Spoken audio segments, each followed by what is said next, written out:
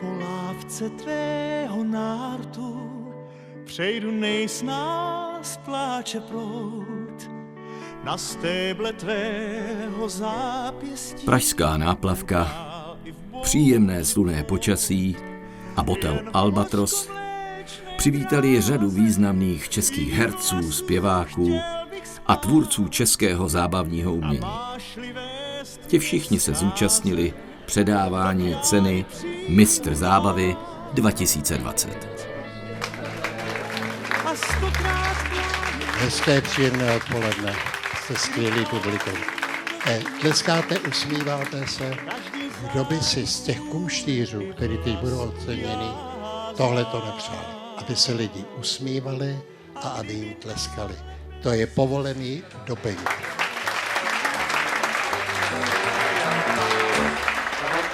Aristofanes už kdysi nanes, že zármutek je proklad. První oceněnou byla herečka a zpěvačka, která působila nejen ve slavném Semaforu, ale i v divadle Rokoko. Věčně usměvavá dáma, paní Pavlína Filipovská. Vážení a milí, je to skutečně podsta. I když musím se přiznat, že jsem zprvu netušila, za co vlastně dostanu najednou takovouhle nádhernou věc a ty další dary, protože já, víte, budu stejně celý život věčně tovaryšem. Děkuju moc a tohleto si vystavím a budu se s tím chodit chlubit. Neboť jazz hraje dnes a my se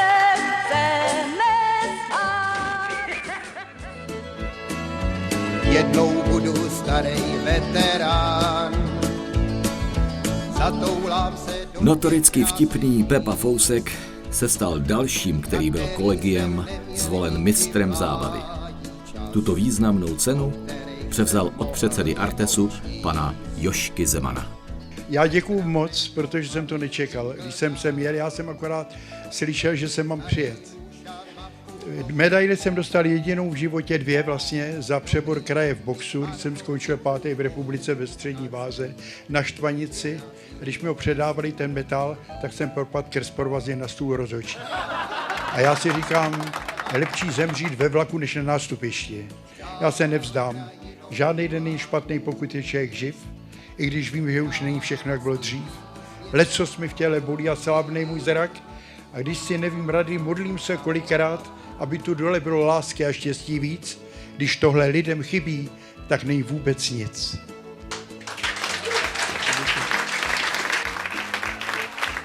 A říkám si, ať si levej nebo pravý demokrat či marxista, stejnou hlínu pro nás hrobník na hřbitově přichystá.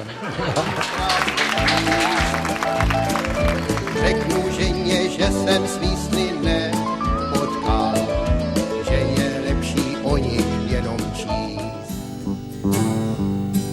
Večer, dřív než usnu.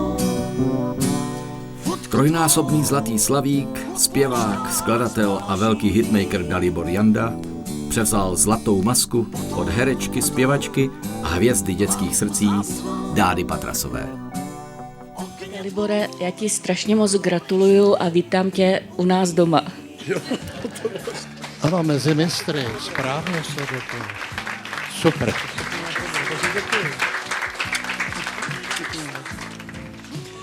Já děkuju taky kolegium, které jako si na mě vzpomnělo. Jsem docela rád, protože jsem v minulosti občas zažíval, že v některých anketách na mě úplně zapomněli. Ale to tak v našich iluzích hájích bývá, a že na to jsem si už zvykl. Ale samozřejmě tentokrát jsem opravdu rád, protože jsem tomu ani tak nějak nevěřil. Jsem si říkal, no, třeba ještě místo mě najdou někoho jinýho, že jo. Se tu slívám hvězdný prach, s mléčnou dráhou kolem pasu.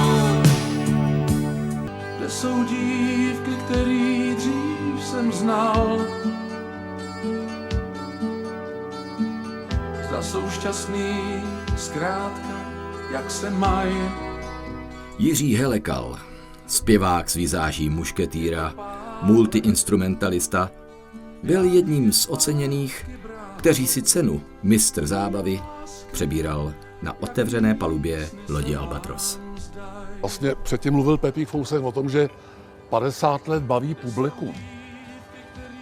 Mám podobný výročí, protože letos v dubnu, tomu bylo 50 let, kdy já bavím svoji manželku.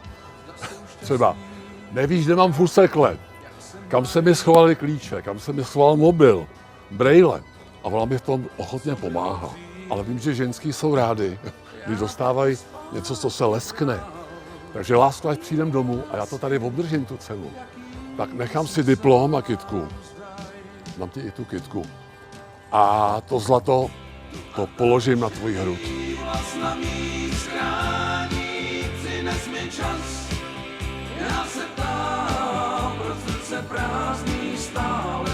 Já vám moc děkuju a lásko, tohle zlato je tvoje. Děkuju moc. Ahoj. Radši sedím, než bych sehnal, polehávám, tak se ptám, jestli mý lásky vzpomínaj. Plakalo baby, jo, plakalo vám v kočáru solidním. Plakalo baby a já se ptám, kdo... Nebylo žádným překvapením, že se mezi oceněnými objevilo jméno Petr Spálený. Jeho neúčast na oficiálním ceremoniálu nemohl zastoupit nikdo jiný než jeho celoživotní partnerka Miluška Voborníková. Děkuju. Děkuju mnohokrát za Petra i za sebe a přeju hodně krásné práce a hlavně hodně zdraví. Na to Petr obzvlášť klade důraz. Hodně zdraví a děkujeme. A bylo znát, že slovům rozumí. Utiklo baby a já jsem byl rád, že nikdo nečumí.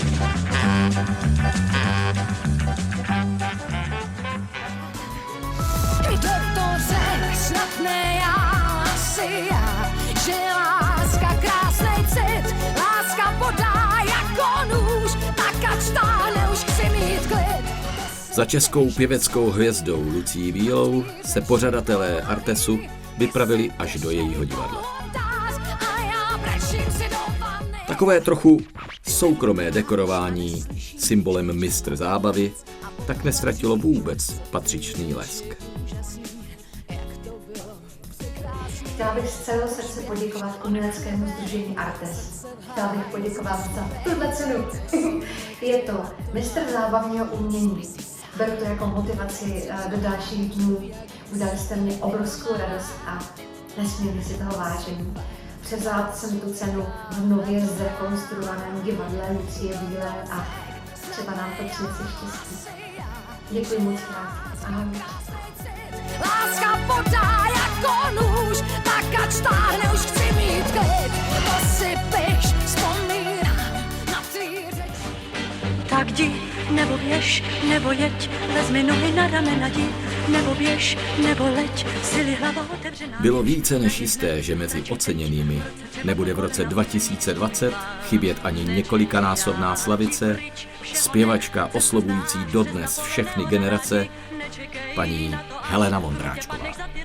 Chci tím pádem poděkovat všem, kteří mě tuto cenu posílají, takže kolegům, hercům, zpěvákům, novinářům a všem ostatním kamarádům, kteří se rozhodli, že si to zasloužím a já si toho velice, velice považuji. A určitě tahle krásná zlatá maska přijde k tomu všemu ocenění, které jsem získala za celou svou kariéru, do síně slávy. Třeba vás tam zavedu. A sklidíš svůj chléb.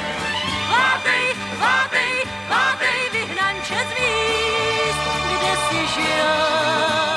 Vátej, vátej, vátej na 1000 mil. Přejdi Jordán, řeku všech nadějí. Jednou najdeš snad místečko k spánku. Součástí ceremoniálu mistr zábavy bylo na závěr jako každý rok uvedení významného umělce do síně slávy. Blížíme se do finále. Ve finále většinou vystupují ti, kteří se dostávají do síně slávy. Ať už to byl Karel Gott, ať už to byl Pepi Klaufer, ať už to byla Jiřina Bohdalová. Já strašně s velkým obdivem poslouchám jeho repliky na rodinný život a na všechno, co se kolem nás děje.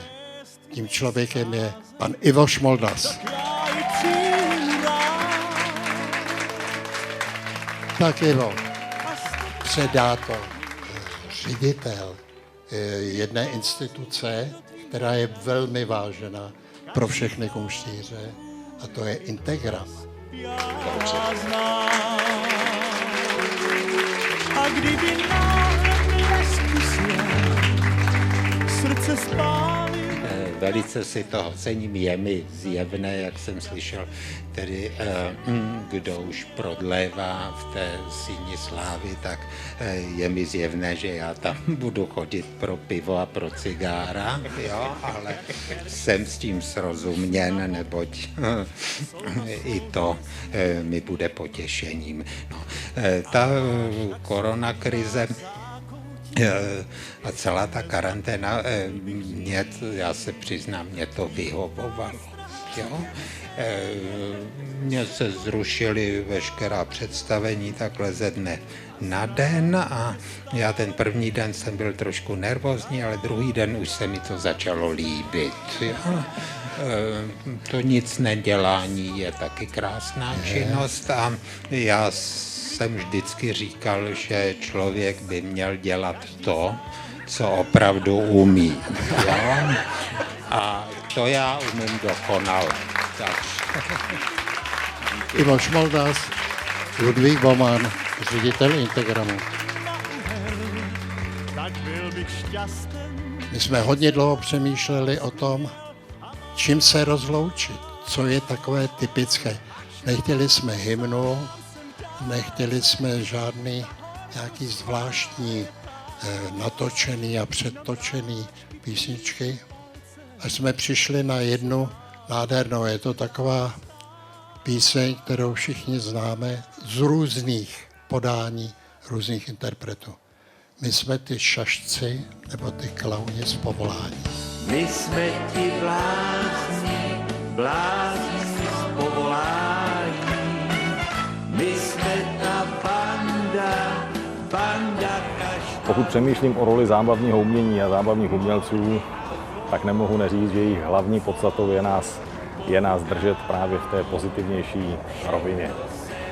Intergram jako společnost, která zastupuje práva výkonných umělců a výrobců, je hrdým partnerem a zástupcem právě toho zábavního umění. Jména osobností, kteří bavili české diváky, jako je například Karel Gott, jako je například Miroslav Horníček a další, který měl Intergram tu čest zastupovat, jsou toho příkladem, že i zábavní umění má svou kvalitu. Až za vším spadne opona, tak nashledanou s Bohem v zákulisí. Až za vším spadne